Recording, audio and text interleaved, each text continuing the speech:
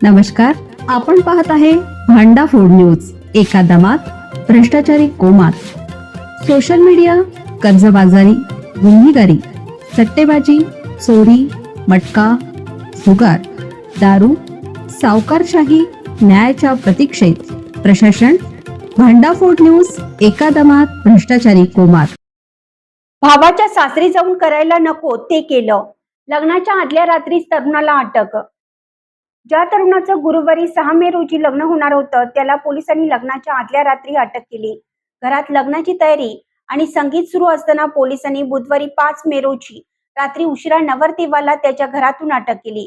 हे प्रकरण बिहारच्या बक्सर जिल्ह्यातील आहे. या तरुणावर एका 17 वर्षीय तरुणीने लग्नाचं वचन देऊन लैंगिक शोषण केल्याचा आरोप केला आहे. धक्कादायक म्हणजे तो तरुण दुसरा तिसरा कोणी नसून तिच्या सख्या बहिणीचा धीरच आहे.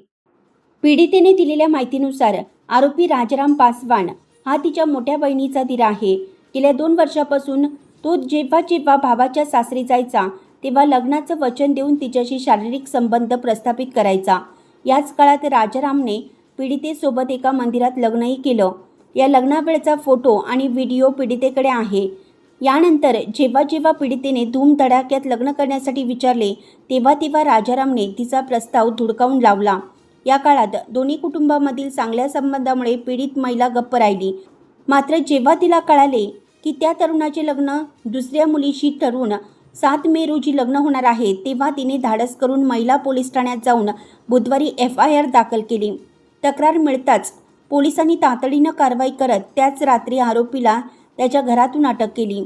यामुळे घरातील आनंदाच्या वातावरणावर विरजण पडले. पोलिसांच्या कारवाईमुळे सगळ्यांनाच धक्का बसला.